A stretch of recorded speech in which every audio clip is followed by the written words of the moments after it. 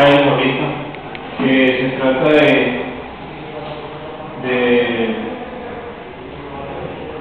pues, charlar unos temas netamente de filosofía ya desde la visión de otras carreras o otros de la experiencia personal, ¿cierto? Que me parece importante porque pues, en otros tiempos no había mucha distinción entre filosofía y otras cosas. Por ejemplo, en la época moderna todavía la matemática, la biología se mezcla mucho con la matemática, con la biología, con la ética, pues la ética todavía está, digamos, en filosofía, pero otras cosas, ¿cierto?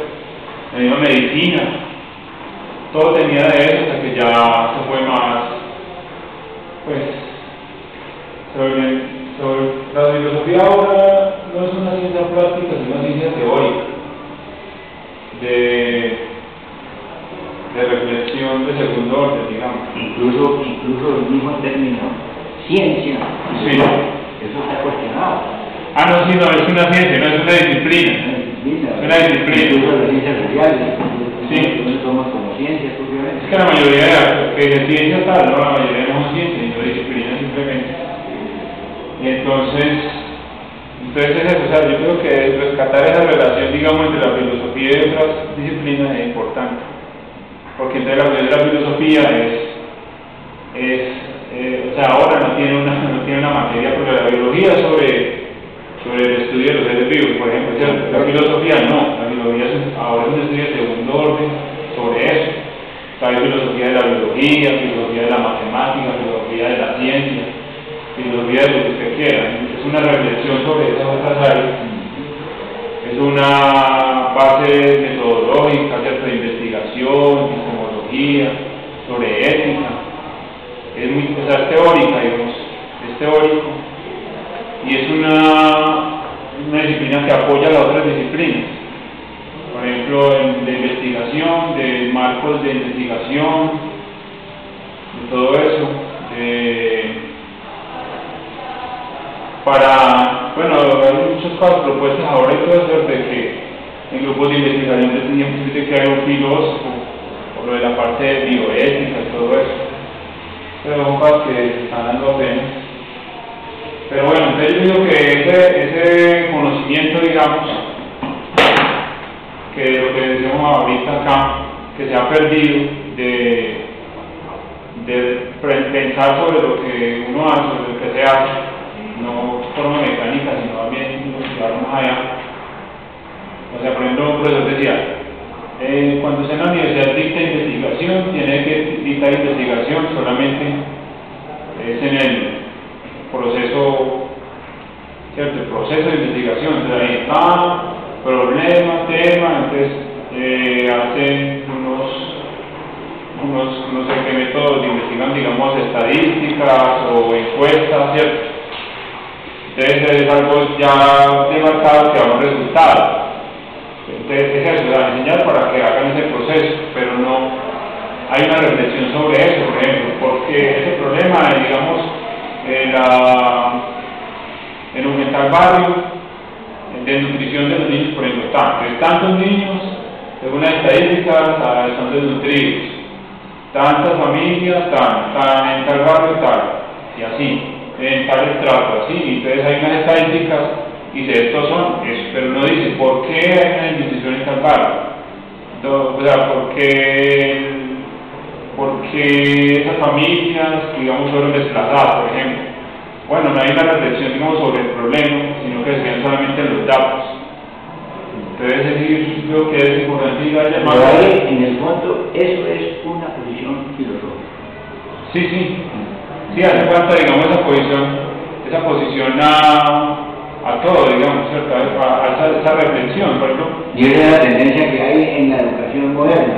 Sí. Y en la universidad moderna, ¿no? Siempre pensando en el mercado. Sí. En los aspectos prácticos, en la respuesta inmediata.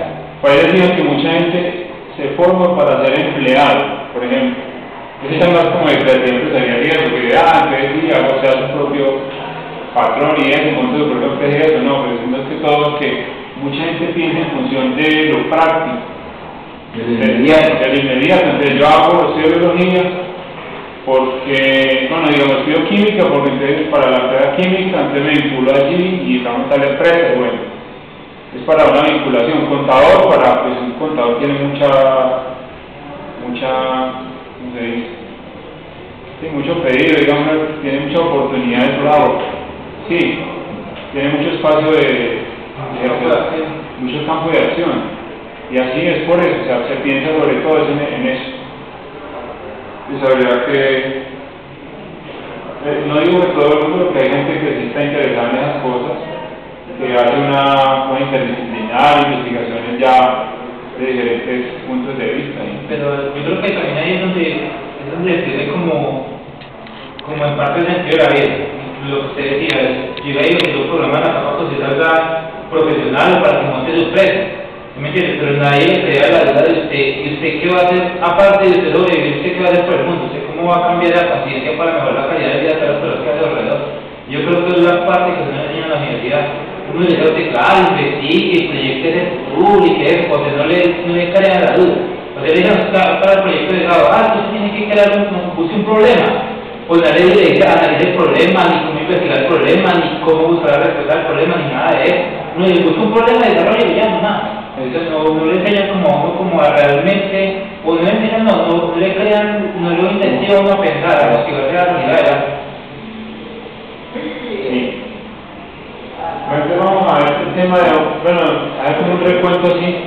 Sí, lo que decía nota del compañero, la tendencia que hay en la educación mundial, esto es una orientación y un enfoque que hay con respecto a la educación, digamos, pragmática, es una educación pragmática, ¿no? Sí, claro.